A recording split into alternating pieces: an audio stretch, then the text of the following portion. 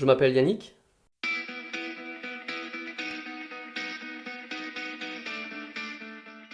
Je dirais que je suis quelqu'un de dynamique, généreux, ambitieux. J'aime aider les gens. J'aime énormément aider les gens. J'aime leur apporter mes connaissances. J'aime aussi en recevoir. Donc forcément, l'échange, le partage, ça fait partie aussi de moi. J'aime la nature. J'aime beaucoup la nature. Et j'aime beaucoup la vie. On va dire que je suis très têtu. Très très têtu. J'ai une idée en tête, je ne l'ai pas ailleurs. Et puis parfois ça crée des conflits avec les gens avec qui je discute. Euh, j'ai quand même une petite faculté de me remettre en question rapidement, une fois que j'ai vu que j'avais tort. Mais ouais, mon entêtement, c'est quand même un sacré défaut, que ce soit professionnel, privé, c'est un sacré défaut. Ouais. Ma résilience, ma résilience, je me suis souvent battu dans la vie et je me bats encore au quotidien. Je me bats pour ma famille, je me bats pour plein de choses, hein, pour des causes que je défends aussi. Et je n'abandonne jamais en fait. Je vais toujours, toujours, toujours aller chercher la finalité, toujours chercher je vais pas dire la perfection parce que ça n'existe pas, mais toujours aller chercher ce qui va me permettre d'être satisfait et de pouvoir satisfaire les autres aussi. Donc ce combat que je mène tous les jours, même si parfois il y a des échecs, ça fait aussi partie du jeu. Et bien toujours, toujours, toujours, je vais aller chercher ça, toujours me battre, toujours, toujours trouver des solutions pour y arriver quoi. La tristesse de ma famille.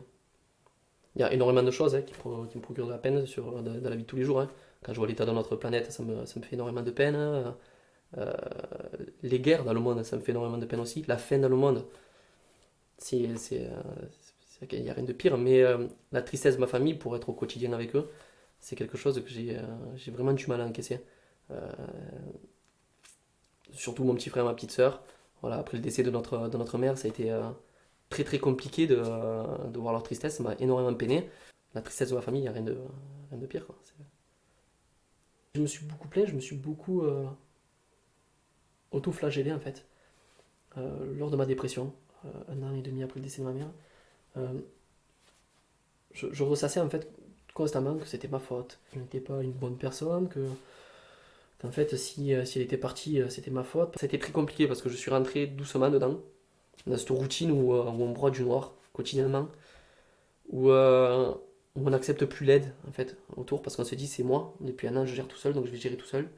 On n'accepte plus tout ça et ça a été très vicieux en fait. Le procédé était très vicieux, on ne se sent pas y aller, on ne se sent pas rentrer, mais on s'y sent bien une fois qu'on y est. Voilà. Parce que je me sentais bien dans mon malheur en fait. J'y trouvais un certain confort parce que les gens le voyaient, me proposaient de l'aide, je ne l'acceptais pas. Comme un malade, comme un alcoolique d'ailleurs, voilà, comme ma mère. Je reproduisais un peu ce qu'elle faisait. Et donc je me sentais bien.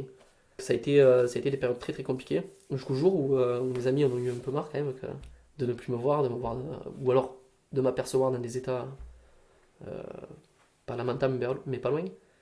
Euh, Ils ont enclenché un petit procédé, voilà, m'amener voir un match de foot à Marseille, ce qui a permis aussi, ça a été un peu un élément déclencheur. Voilà, accompagner un ami sur un triathlon, ça a été un élément déclencheur. Voilà, c'est plein de petits trucs qui ont fait que ça m'a permis de passer au-dessus et petit à petit d'en sortir. Un sourire d'une personne peut me procurer de la joie. Voilà, croiser quelqu'un, rencontrer quelqu'un, discuter, même ne serait-ce que quelques secondes, avoir un sourire, ça me procure énormément de joie. Un coucher de soleil peut me procurer de la joie, les couleurs que ça en dégage, cette sensation de liberté quand on est tout seul, c'est indescriptible tant qu'on l'a pas vécu. Quoi. Ce moment où on est seul, où on se rend compte qu'il y a quelque chose de magnifique devant nous, ça me procure énormément de joie. Quoi. Je suis capable de m'extasier devant un paysage, devant une belle voiture, devant n'importe quoi.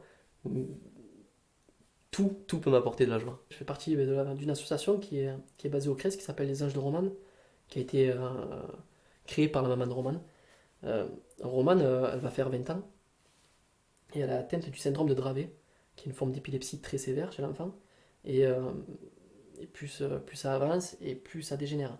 Romane, voilà, elle va pas vivre vieille, donc sa maman elle a créé l'association pour lui apporter le maximum de sourire, de joie qu'elle va pouvoir avoir jusqu'à la fin de ses jours. Donc voilà, on a fait une récolte de dons pour le financement d'une joëlette. personnelle pour qu'elle puisse la faire sortir régulièrement, pour qu'elle puisse, elle, faire du sport, parce que c'est ce qu'elle aime. Alors, une joëlette, c'est un fauteuil adapté, donc Roman est assise dedans. Il y a un porteur derrière, et alors, ça dépend des joëlettes, tout dépend des modèles, un porteur derrière et deux devant. Et du coup, voilà, on court à trois. Régulièrement, on inverse les rôles parce que bon, c'est quand même assez physique, tenir une joëlette, même si Roman ne pèse pas lourd, il faut quand même la tenir, et donc on cède un bras à moins. Donc voilà, c'est particulier au début, c'est de sacrées émotions. Euh, c'est euh, c'est des fauteuils qui ne sont pas donnés. Qui ne sont pas donnés. Donc voilà, mettre en place, voilà, toujours pareil, une tombola, une création d'une course, tout ce qu'on peut pour pouvoir financer ce genre de fauteuil. En plus de tout ce qu'il lui faut à côté quand même, parce que bon, il faut pas mal de choses quand même, ma petite. On a financé aussi plusieurs choses, plusieurs fauteuils, plusieurs choses qui puissent améliorer son quotidien. Et puis il faut pas oublier que les soins sont très chers et que quand un roman est hospitalisé, c'est pas entièrement remboursé, il faut quand même subvenir aux besoins de la famille. C'est quand même une bonne cause. Cette petite, elle a rien demandé. Elle vient au monde, déjà, elle a pas demandé, puis elle a pas demandé à être malade. Donc si nous, éléments extérieurs, on peut leur apporter de la joie, si on peut leur apporter tout ça, eh bien, il faut qu'on le fasse. Et j'ai trouvé ça important de devoir, de devoir les aider. Voilà, j'ai été pris à force de connaître Roman, l'association, les gens qui étaient dedans. J'ai été pris d'affection, mais forcément pour Roman, et je me dis, mais autant faire les choses pour elle, quoi. J'aime faire les choses, j'aime ce que je fais, autant le faire pour elle. Donc je me suis plongé à fond dedans. La vie me passionne. La vie me passionne. Tout ce que je peux apprendre au quotidien, ça me passionne. L'histoire me passionne. La nature me passionne. Le sport, donc le trail en lui-même me passionne énormément. Je pense que c'est même d'ailleurs ce qui me passionne le plus. Euh, c'est quelque chose de. On se retrouve dans la nature, au milieu de nulle part, en harmonie totale avec tout ce qu'il y a autour de nous.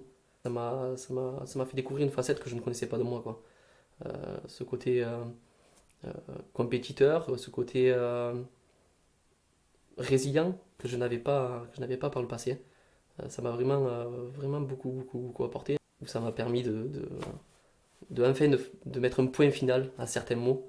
Et c'est un truc que je ne connaissais pas encore à moi, quoi. C'est vraiment cette partie-là, ce côté sportif, ce côté trail là, où le dépassement de soi est important, où la recherche et la remise en question qu'on peut avoir sur de longues heures, ce côté-là, je ne l'avais pas, et ça m'a permis de découvrir une facette de moi incroyable, quoi. Et puis c'est une telle liberté de courir au milieu de la nature. Ça rappelle un peu l'enfance, quand on court un peu au milieu des forêts, au milieu des cailloux, où on est insouciant. Et bien voilà, c'est un peu pareil quand je fais du trail. Je suis un enfant, je suis insouciant.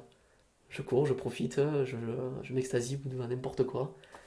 Euh, c'est, c'est, c'est génial, quoi.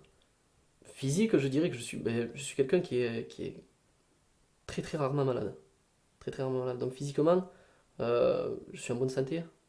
Je suis, j'ai mes capacités qui sont au maximum. Je suis dans la fleur de l'âge, j'ai 29 ans. On va dire que c'est là que je suis le plus fort physiquement. Psychologique, c'est ma détermination. C'est ça. Ça, c'est mon atout psychologique. C'est ce qui va me permettre d'avancer tout le reste de ma vie maintenant et qui va me permettre de surmonter plein d'épreuves encore. Je pense qu'il faut aussi faire les choses à l'instinct, laisser faire sa première intuition. Je pense que c'est plutôt important. J'écoute pas trop la voix de la raison parce que des fois elle dit des choses et je préfère aller voir autre chose euh, parce que je sais que ça va m'apprendre. La vie, c'est ça, c'est avancer. C'est tous les jours avancer, tous les jours apprendre. Et pour apprendre, eh ben, il faut faire des erreurs. Peu importe ce qu'on fait, il faut faire des erreurs.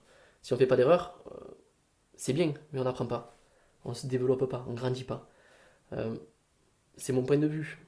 Tout est discutable, et heureusement. Mais voilà, pour moi, c'est on avance. Ma famille. Ma famille, c'est ce qui a le plus de valeur à mes yeux. Ma famille, mes amis, qui sont très importants aussi. Mais ma famille, il n'y a rien de plus important. Je pourrais, euh, je pourrais faire n'importe quoi pour ma famille. J'en serais capable. Je serais capable. Je me dois de rester fidèle à mes convictions. Euh, le respect, le partage, euh, la bienveillance, il faut pas y déroger, quoi. Jamais. C'est C'est 3 règles d'or, quoi, je veux dire. C'est mes 3 règles d'or. La bienveillance qui se dégage de certaines personnes. On dit souvent, comme on est, on attire les gens. Voilà. Le fameux pouvoir de l'attraction. Euh, je rencontre de plus en plus de gens bienveillants, de plus en plus de gens très à l'écoute, euh, serviables. Et ce côté-là, c'est ce que j'apprécie chez l'être humain. Le côté bienveillant. Je suis indulgent. Je suis indulgent avec les gens. Euh, on a le droit de tous faire des erreurs, de tous agir différemment. De toute façon, c'est normal et heureusement qu'on agit tous différemment. Donc, on peut dire des choses qui ne sont pas belles. On peut agir mal. On peut faire des choses mauvaises. Euh, je me dis qu'il y a toujours une raison. Pourquoi la personne a agi, pourquoi elle a fait du mal à telle personne, pourquoi elle a dit des choses blessantes. Il y a toujours une raison. Donc, tant que je ne sais pas la raison, je ne vais pas juger la personne. Donc, je vais être indulgent, je vais essayer de discuter avec elle. Et aller voir le mal profond, pourquoi en fait au final t'as fait ça. Creuser, aller savoir pourquoi, ben, c'est bon pour soi. Et c'est aussi bon pour elle, dans la discussion, peut-être lui donner une clé pour qu'elle puisse elle-même changer. Ouais, ça c'est. Si on agissait tous comme ça, ouais, ce serait plutôt pas mal. Ce serait plutôt pas mal.